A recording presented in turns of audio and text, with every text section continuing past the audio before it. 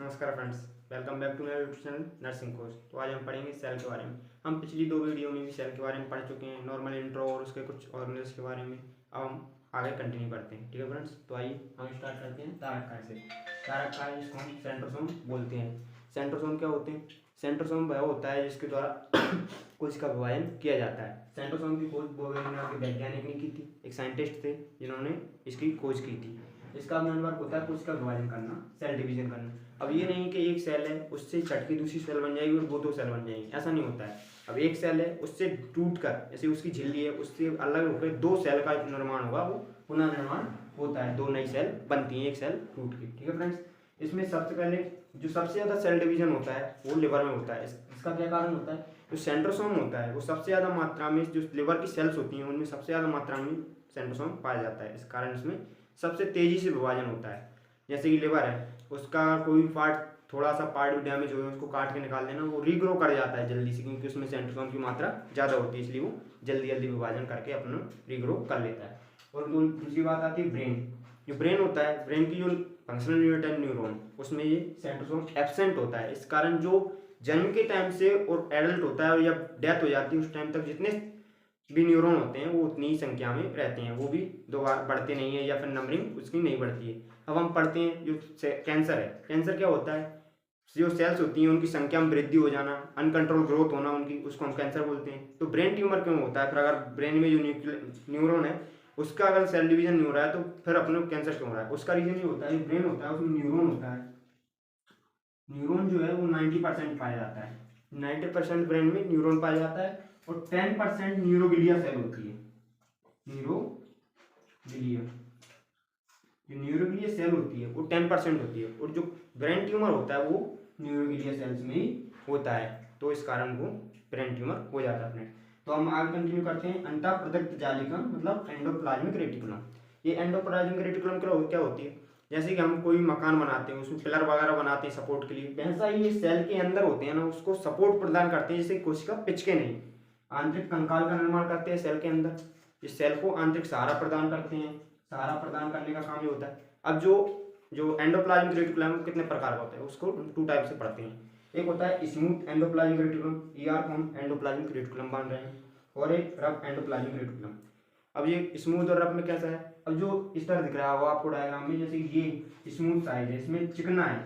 अब चिकनाई में किस में देखा जाता है? बसा, फैट, तेल, इस सब में चिकनाई होती है। तो इस साइड से किस चीज़ का निर्माण होता है? बसा का निर्माण वो होता है, वो स्मूथ साइड से होता है। ये चिकनी साइड है, इस साइड से हम बसा का निर्माण मानते हैं। और इसके अलावा हम दूसरी साइड देखते हैं, ये रहा खुरदुरा है। इसमें डॉट डॉट दिख रहे होंगे, वो राइबोसोम प्रेजेंट होते हैं, इसलिए ये खुरदुरा होता है। वो खुरदुरा क्यों हुआ है? क्योंकि उस साइड में राइबोसोम प्रेजेंट है, राइबोसोम के कारण वो खुरदुरा हो गया है। अब हम इसी कारण मानते हैं, प्रोटीन का निर्माण होता है वो कौन करता है?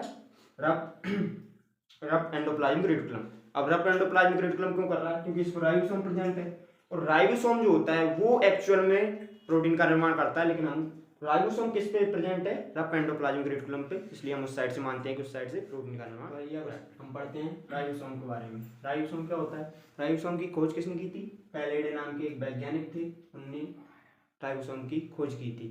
अब इसका काम क्या होता है? जो प्रोटीन का निर्माण होता है सेल के अंदर वो राइबोसोम ही कराता है। पहले हमने एंडोप्लाज्मिक रेटिकुलम में पढ़ा था, उसके जो रफ साइड था उसमें क्या पाया जा रहा था? राइबोसोम पाया जा रहा था, इसलिए इस साइड से प्रोटीन का निर्माण हो रहा था। प्रोटीन का निर्माण कराता है राइबोसोम, इसलिए इसको प्रोटीन फैक्ट्री कहा जाता है। क्योंकि जिस जगह से प्रोटीन का निर्माण होगा उसी जगह को तो हम प्रोटीन फैक्ट्री बोलेंगे, जिसको प्रोटीन फैक्ट्री बोला जाता है। और ये क्वेश्चन आता है सेल इंजन किसे बोला जाता है? तो सेल इंजन भी हम राइबोसोम को ही बोलते हैं फ्रेंड्स, ठीक है। इसको हम सेडिमेंटेशन कोफिशिएंट के आधार पर दो प्रकार से देखते हैं। जो राइबोसोम हमारे होते हैं उसको सेडिमेंटेशन कोफिशिएंट के आधार पर हम दो प्रकार से देखते हैं। उसमें कैसे देखा जाता है? एक बड़ा, एक छोटा, और एक बड़ा देखा जाता है, ठीक है फ्रेंड्स। बड़ा छोटा ऐसे नहीं कि कोई साइज में बड़ा है उसको हम बड़ा मान लेंगे, इसमें इस तरीके से नहीं देखा जाता है सेडिमेंटेशन कोफिशिएंट के आधार पे। इसमें ऐसे देखा जाता है कोई भी द्रव्य है या तरल है, उसमें कोई भी टुकड़ा है राइबोसोम की, उसको डाला जाएगा।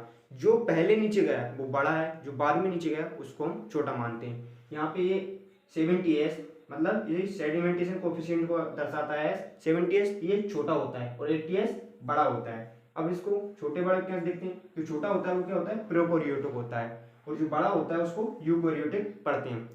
ठीक है फ्रेंड्स, ये आगे पढ़ेंगे हम प्रोकैरियोटिक और यूकैरियोटिक क्या होते हैं। तो अब हम आगे पढ़ते हैं, तो आगे आते हैं केंद्रक पे। न्यूक्लियस, न्यूक्लियस की खोज की थी वो रॉबर्ट ब्राउन नाम के वैज्ञानिक थे, उन्होंने न्यूक्लियस की खोज की थी। इसको ब्रेन ऑफ सेल्स भी बोलते हैं। जो हमारी कोशिका है उसका ब्रेन किसको माना जाता है, न्यूक्लियस को ही बोला जाता है फ्रेंड्स।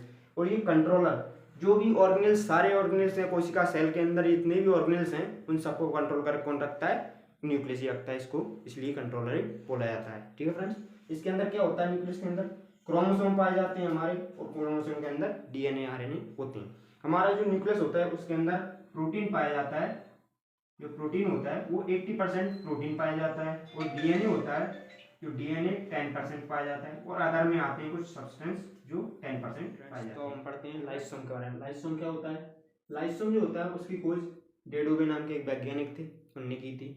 लाइसोम जो होता है उसके अंदर एक वेरी पावरफुल एंजाइम पाया जाता है, जो जिसे हम हाइड्रोलाइटिक एंजाइम बोलते हैं, जल अपवर्तित एंजाइम, जो क्या कराता है, तो कोशिका के अंदर ऑर्गेनल्स वगैरह हैं उनको पाचन करने का काम करता है। जैसे कोई सी भी ऑर्गेनल्स वगैरह खराब हो गए, जैसे कि सेंट्रोसोम खराब हो गया या फिर अपना माइटोकॉन्ड्रिया खराब हो गया, तो वो वहीं पर रहेगा, पड़ा रहेगा, सड़ेगा। इसलिए जो लाइसोम होता है वो जो भी डेथ हो जाता है उसकी पाचन करने का वर्क करता है, जैसे कि उसको अपने में अपघटित कर लेता है। जो किस कारण होता है, वो ये हाइड्रोलाइटिक एंजाइम होता है, इस कारण वो अपना पाचन कर लेता है।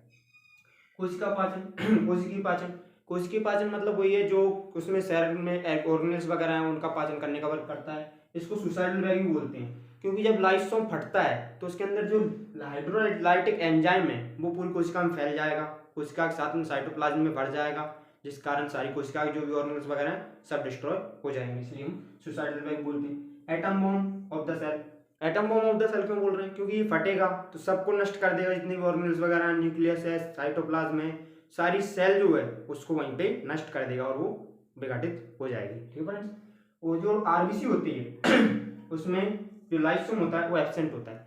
अब आप बोलोगे जो लाइसोम जो आरबीसी होती है उनका बटन कहाँ पे होता है, वो मरती कहाँ पे है, तो उनका मरने की स्थान होता है वो स्प्लीन, स्प्लीन बोलते हैं उसको, स्प्लीन। जो स्प्लीन होता है इसको प्लिया बोलते हैं हिंदी में, स्प्लीन में जाके आरबीसी डेथ होती है या फिर वहाँ पे अपघटित होती हैं। तो हम आगे पढ़ते हैं हम जीव द्रव्य के बारे में जो सेल होती है उसके अंदर जीव द्रव्य भरा होता है, या जीव द्रव्य कौन क्या बोलते हैं, प्रोटोप्लाज्म। प्रोटोप्लाज्म ये कलरलेस होता है, इसमें कोई भी प्रकार का कलर नहीं पाया जाता है। अब प्रोटोप्लाज्म टू टाइप का होता है, जैसे कि होता है कोशिकीय द्रव्य साइटोप्लाज्म, दूसरा होता है केंद्रीय द्रव्य न्यूक्लियोप्लाज्म। अब हम डायग्राम समझते हैं, जैसे कि अपना न्यूक्लियस है उसके अंदर जो द्रव भरा हुआ है उसको बोलेंगे हम न्यूक्लियोप्लाज्म। जो न्यूक्लियस के अंदर हुआ है केंद्र का द्रव हो गया वो। ठीक है फ्रेंड्स, और ये सेल वॉल है उसके अंदर भरा हुआ है जो द्रव ये ब्लैक में दिख रहा है उसको बोलेंगे साइटोप्लाज्म। टू टाइप का द्रव हो गया। ठीक है फ्रेंड्स, आई